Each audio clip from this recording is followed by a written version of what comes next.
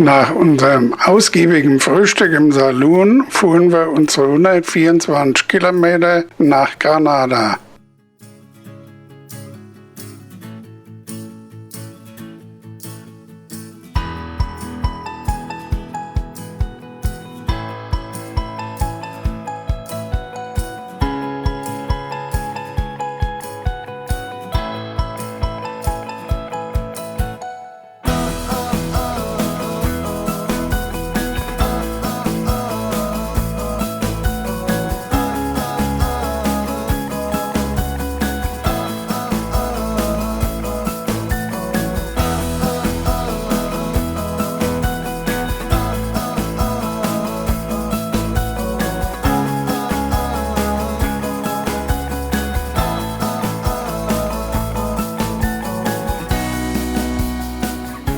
In Granada wurden wir aufgrund einer Großdemonstration immer wieder umgeleitet und immer wieder kamen wir an eine neue Sperrung.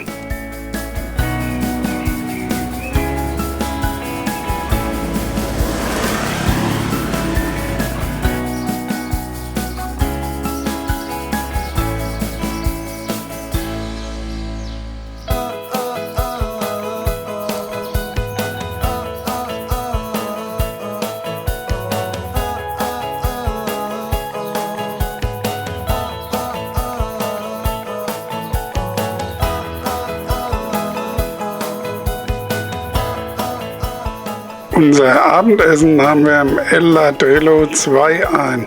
Außer den Tapas genossen wir eine hervorragende Paella.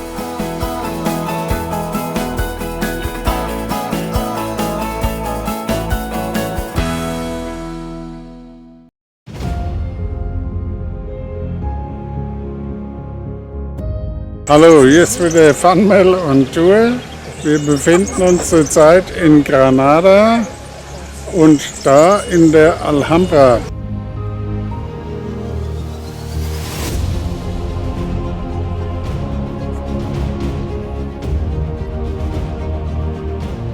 Die Alhambra ist eine maurische Palastanlage und wurde im 13. und 14. Jahrhundert von der Nasriden-Dynastie erbaut. Sie ist berühmt für ihre kunstvolle islamische Architektur mit filigranen Stuckarbeiten, arabesken Ornamenten und ruhigen Innenhöfen, die ihr auch hier sehen könnt.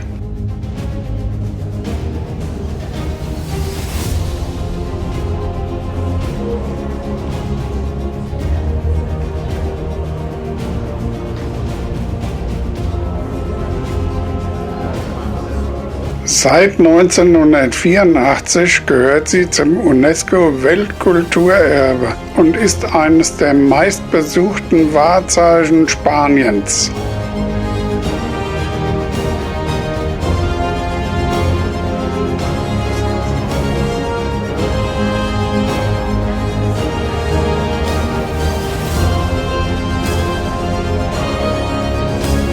Zu den bekanntesten Teilen gehören der Löwenhof und der Myrtenhof.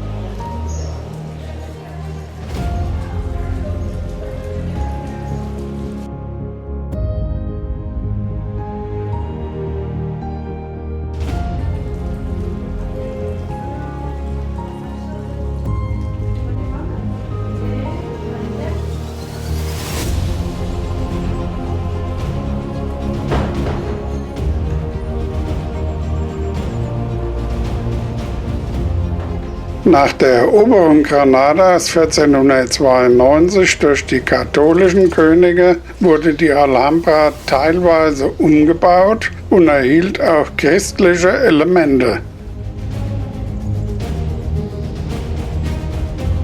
Das ist eine Gelbbauchunke. Hier ist die Rotbauchunke.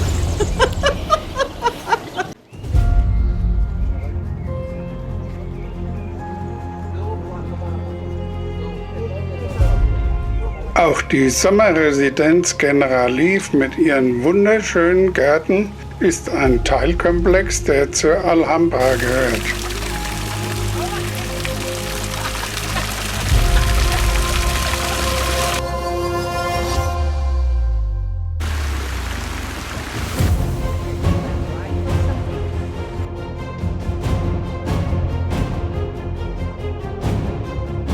Jetzt erstmal eine Stärkung, bevor wir zum Schluss noch den Palast Karls V. besuchen.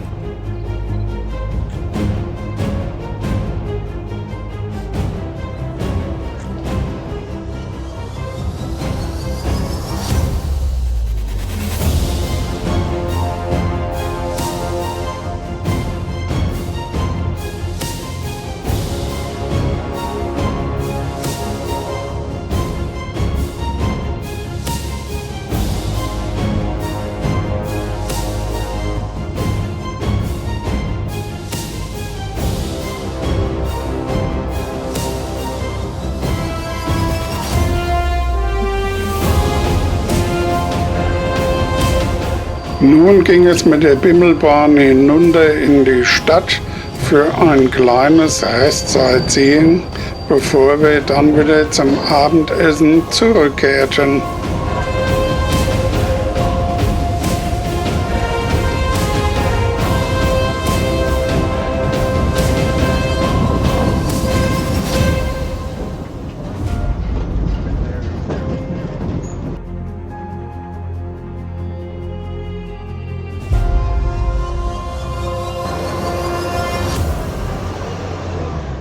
Unsere nächste 151 Kilometer lange Etappe führte uns in die Stadt, nach der eine Eissorte benannt ist, nach Malaga. Malaga liegt an der Costa del Sol in Andalusien.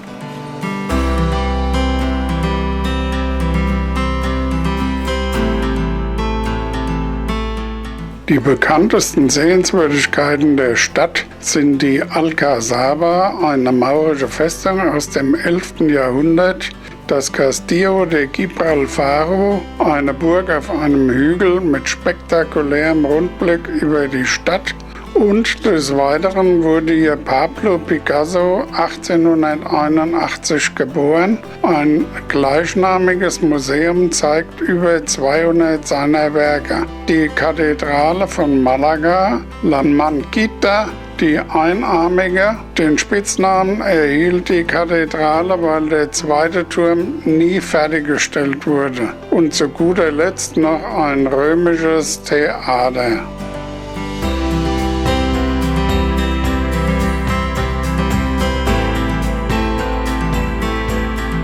Nach einem kleinen Abstecher zum Hafen ging es wieder zurück zu unserer Unterkunft, um uns für das Abendessen vorzubereiten.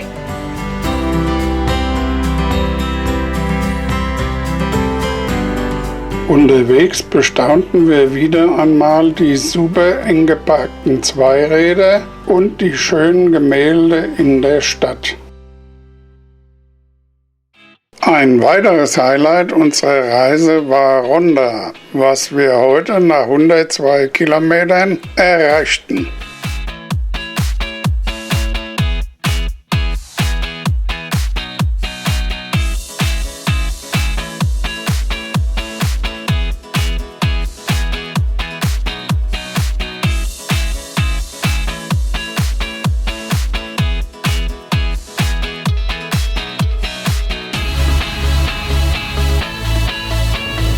Bevor wir zu unserer Unterkunft fuhren wir erst einmal über einen Schotterweg und anschließend über einen Single Trail zum Aussichtspunkt der Brücke von Ronda.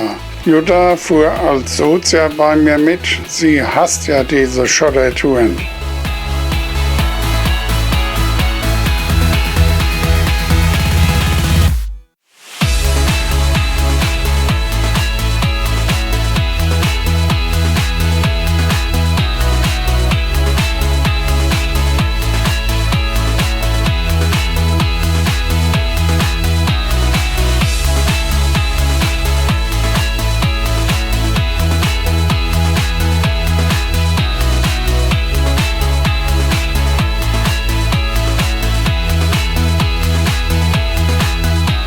Am Aussichtspunkt angekommen mussten wir feststellen, dass es einen gut ausgebauten Weg von der anderen Seite gegeben hätte. Naja, mehr Fahrspaß für mich.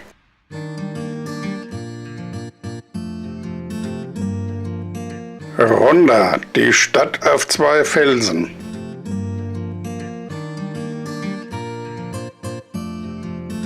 Die Puente Nuevo ist das bekannteste Bauwerk Rondas und überspannt die El Tajo-Schlucht. Sie wurde von 1751 bis 1793 erbaut und ist 98 Meter hoch. Sie dient als Verbindung von Alt- und Neustadt.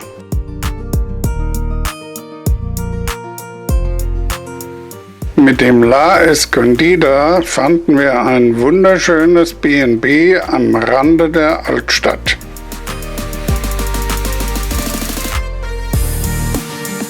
Nach einem leckeren Mittagssnack in einem kleinen gemütlichen Lokal ging es weiter zum Sightseeing in Rondas Altstadt.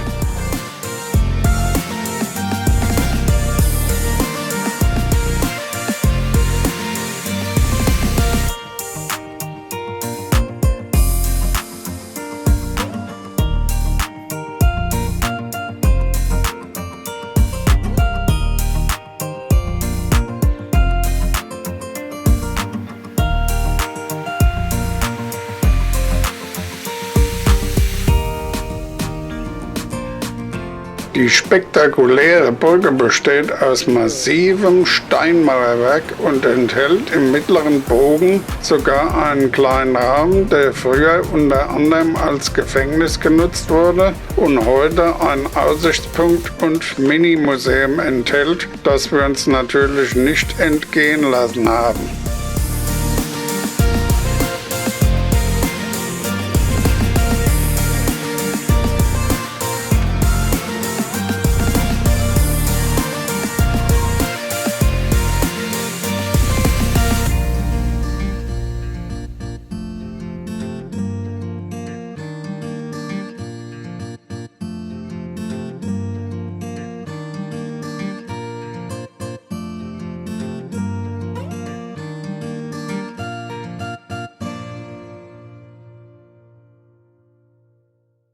Unsere heutige 100 Kilometer lange Tour führt uns über Los Angeles und wunderschöne Strecken nach La Linea.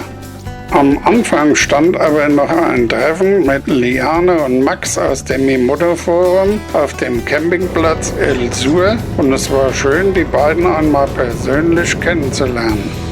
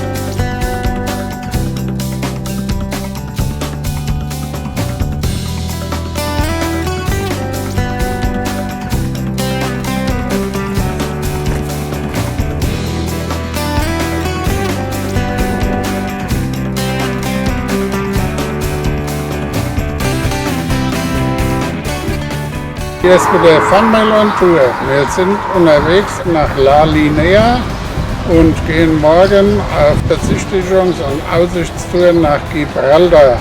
Mittagspause machen wir jetzt vorab in Los Angeles und haben festgestellt, Funmail on Tour war schon da. Also bis dann, macht's gut, tschüss. Störche scheinen sich auf Strommasten besonders wohl zu fühlen.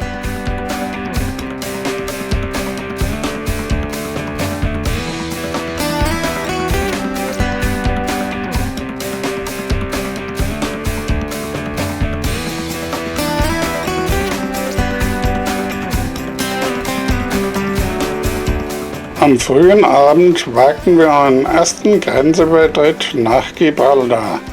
Ach, das ist scheiße. Ciao.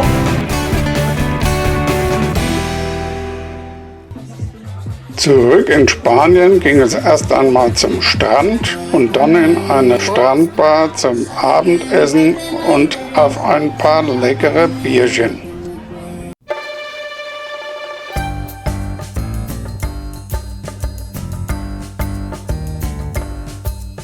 Ja, hallo, hier ist wieder Funmail on Tour. Wir melden uns heute vom großen Felsen Gibraltar. Da haben wir eine Tagesrundfahrt und kehren heute Abend wieder auf die Seite nach Spanien zurück, wo wir unser Hotel zur Übernachtung haben.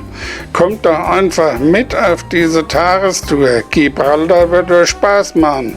Tschüss, bis zum nächsten Mal. Ciao.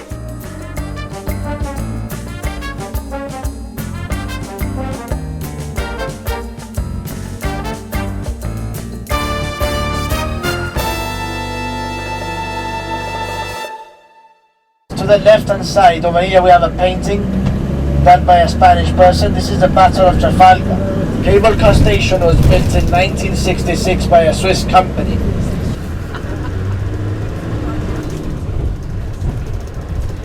To the right hand side we have North Africa, Morocco.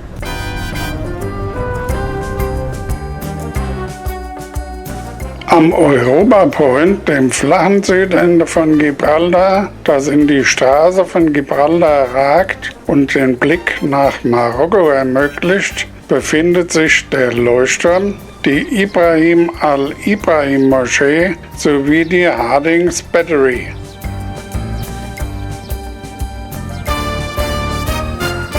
Und nicht zu vergessen der Kusspunkt. Building there, that is one property. This is the Royal Naval Hospital on the left, what used to be the Royal Naval Hospital. Beautiful eyes, huh? Yeah. Die St. Michael's Cave ist eine beeindruckende Tropfsteinhöhle und ist Teil eines größeren Systems von über 150 Höhlen. Sie war bereits in der Antike bekannt und wurde über Jahrhunderte sowohl als Zufluchtsort als auch zu mystischen Zwecken genutzt. Besonders beeindruckt waren wir von den spektakulären Stalaktiten und Stalagmiten und der tollen Akustik, die wir bei der faszinierenden Licht- und Soundshow erleben konnten.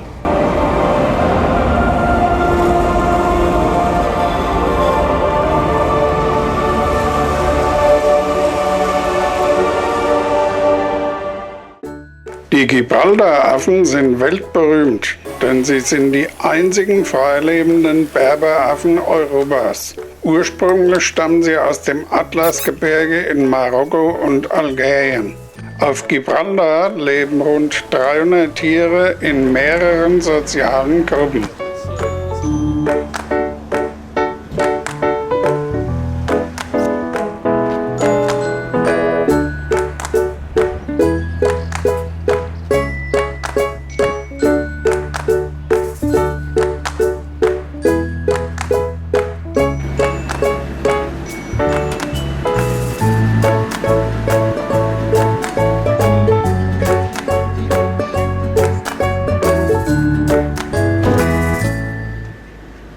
Die Great Siege Tunnel wurden während der großen Belagerung von Gibraltar 1779 bis 1783 in den nördlichen Felsen gehauen, um Artillerie in unerreichbaren Höhen zu platzieren. Der Bau erfolgte händisch mit Hämmern und Meißeln, später auch mit Schießpulver, um die Arbeiten voranzutreiben. Bis Ende 1782 waren rund 113 Meter Tunnel fertig gehauen. Im Zweiten Weltkrieg ergänzte man das System und es entstand ein Netzwerk von über 52 Kilometern Tunneln. On the right hand side, this is a police barracks. This was built in 1909. Okay, see this massive tree outside the Garrison Library. This is a dragon tree originated from the Canary Islands.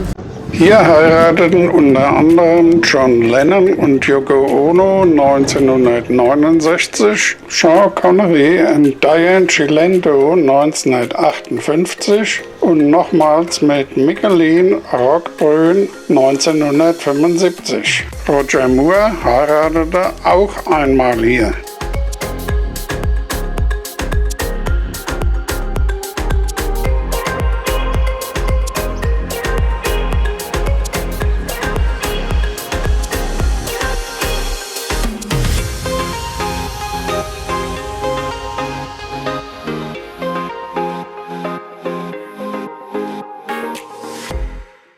Von La Linea aus führte uns unsere heutige Route 119 Kilometer in nordwestlicher Richtung nach Cádiz.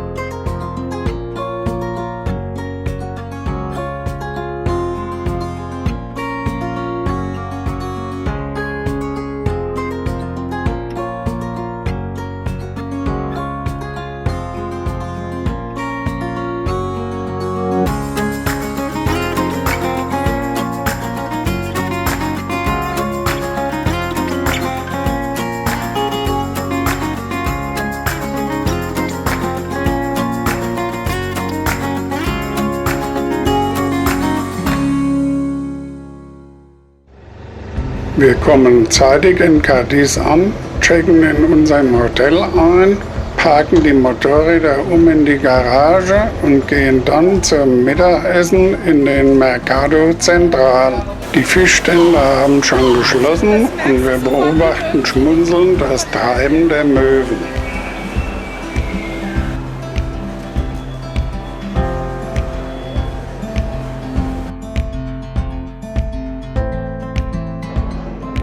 Wir schlendern weiter durch kleine verwinkelte Gassen und stoßen dann auf die Kathedrale von Cádiz im barock- und neoklassizistischen Baustil mit goldener Kuppel.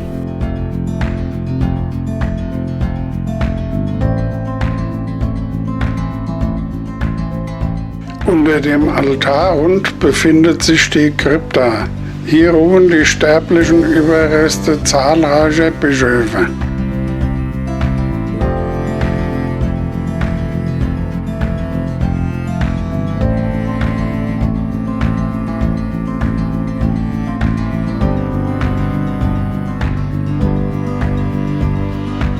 Wir laufen über Plätze und kleine Gassen, machen am Rathaus noch ein Fotoshooting und gehen dann weiter zum Strand Playa de la Caleta.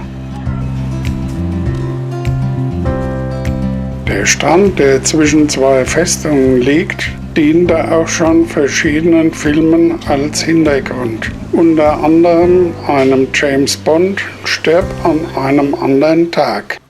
Nach einem leckeren Frühstück begeben wir uns heute auf unsere nächste Tour und erreichen nach 124 Kilometern Sevilla.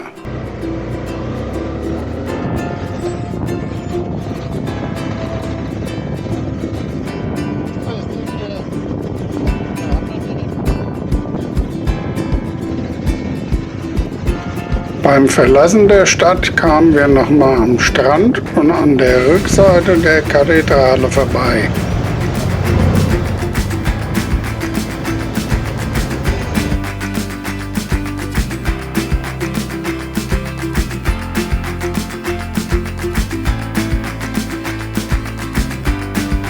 Unterwegs sahen wir oft verdorrte Felder oder laufende Bewässerungsanlagen. In Sevilla angekommen, ging es auch sofort zur Stadtbesichtigung. Als erstes zur Plaza de Toros.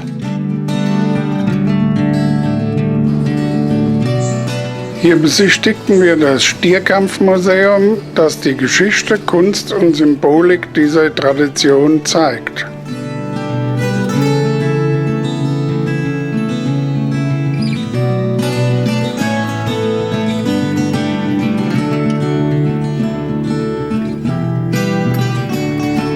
Anschließend betraten wir auch die Stierkampf-Arena, um uns ausführlich umzusehen.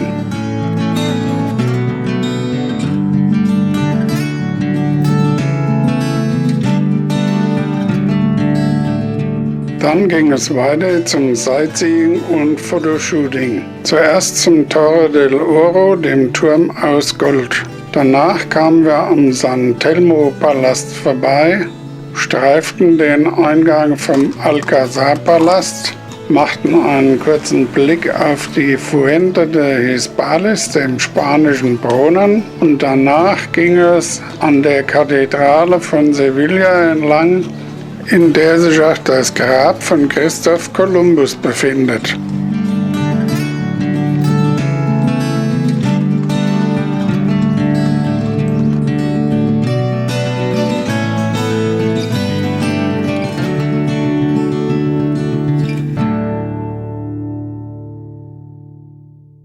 Auf unserer heutigen 197 Kilometer langen Tour von Sevilla nach Faro überquerten wir die Grenze nach Portugal. Hier ist besonders darauf zu achten, dass die elektronische Maut auf der Autobahn einkassiert wird. Gleich am ersten Parkplatz, an dem die Schilder erscheinen, rausfahren und mit Kreditkarte buchen. Sonst kann es teuer werden. Wir haben glücklicherweise noch nachgebucht. Nach unserer Ankunft haben wir erstmal einen Snack zu uns genommen. Danach ging es mit dem Hop-on, Hop-off-Bähnchen auf Sightseeing-Tour. Auf unserer Fahrt kamen wir zuallererst an der Kathedrale von Faro vorbei. Dann ging es durch den engen Arco da Villa in die Altstadt. Hier kamen wir vorbei am Rathaus und danach ging die Fahrt weiter zur Kirche Igreja do Carmo, die wir zwar mit ihrem ganzen goldenen Prunk auch kurz besichtigten, aber eigentlich wegen der Capella dos Ossos, der schaurig schönen Knochenkapelle, hierher gekommen waren.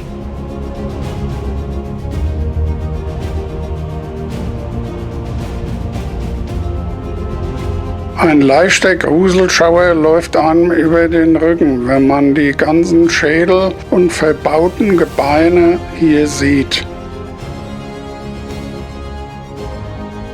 Bevor die Bahn uns wieder Richtung Hotel brachte, kehrten wir noch auf einen Kaffee und ein kühles Getränk ein.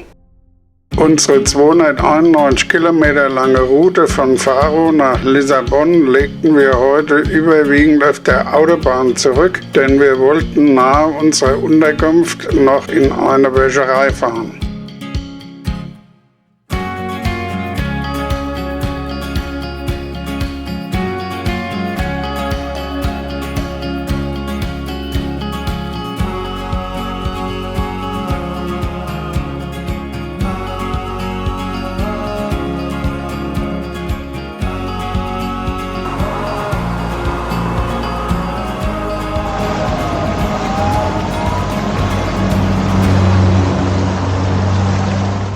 Heute besuchen wir eine von Lissabons Sehenswürdigkeiten. Wir fahren mit der Bahn über die knapp 2300 Meter lange Hängebrücke und schauen hinab auf den Tejo-Fluss. Die sechsspurige Brücke haben wir gestern schon mit den Motorrädern überquert. Im Stadtteil Almada angekommen, marschieren wir den Hügel hinauf zur Cristo Rey-Statue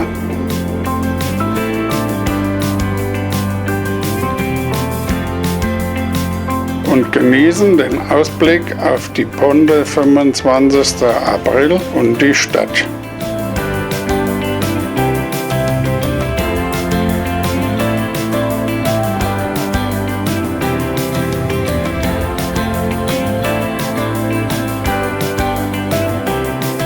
Dann geht's für 6 € mit dem Schnellaufzug hinauf zur 82 Meter hohen Plattform. Die Statue selbst ist 28 Meter hoch und steht auf einem 75 Meter hohen Sockel.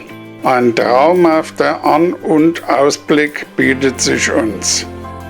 Dann ging's zurück ins Hotel mit einem Zwischenstopp am Strand von Caxias und am Forte de São Bruno.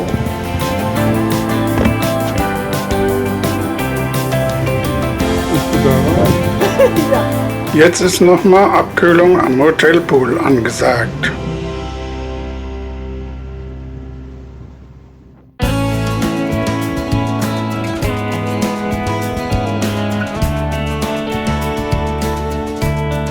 Heute besuchen wir die Innenstadt von Lissabon. Wir beginnen am Praça do Comércio, einem sehr schön angelegten und gut besuchten Platz mit tollen Gebäuden und Arkaden zum Shoppen. Wir schlendern weiter durch die Stadt und ergattern noch 2 Plätze in der Linie 28, von den Lissabonern auch Elétrico 28 genannt. Sie ist die beliebteste Linie und verkehrt zwischen dem Martim-Moniz-Platz und dem Stadtteil Prazeres. Die Straßenbahn Lissabons existiert seit 1873. Sie wurde zunächst als Pferdestraßenbahn eröffnet und wird seit 1901 elektrisch betrieben.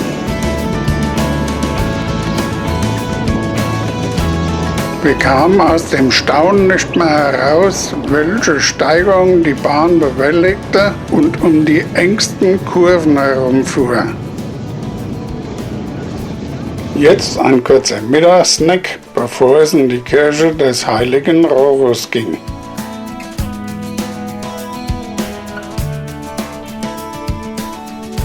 Die Jesuitenkirche, die beim verheerenden Erdbeben von 1755 verschont blieb, sowie aufgrund ihrer einzigartigen Kapelle São Baptista, zählt zu den prächtigsten Kirchen der Welt. Namenspatron der Kirche ist der heilige Rorus von Montpellier. Wir genießen den Blick aufs Kastell St. George und laufen viele Treppen hinunter in die Unterstadt. Wir kommen zum nächsten Wahrzeichen der Stadt. Der Elevador de Santa Justa ist ein öffentlicher Personenaufzug, der im Stadtzentrum die Stadtteile Baixa mit dem höher gelegenen Stadtteil Chiado verbindet. Unser Fazit: Lissabon, eine ganz, ganz tolle Stadt mit einer wunderschönen Altstadt, die einen Besuch lohnt. Und ihr habt es euch schon gedacht, bevor es zum Abendessen geht, noch eine Runde im Pool.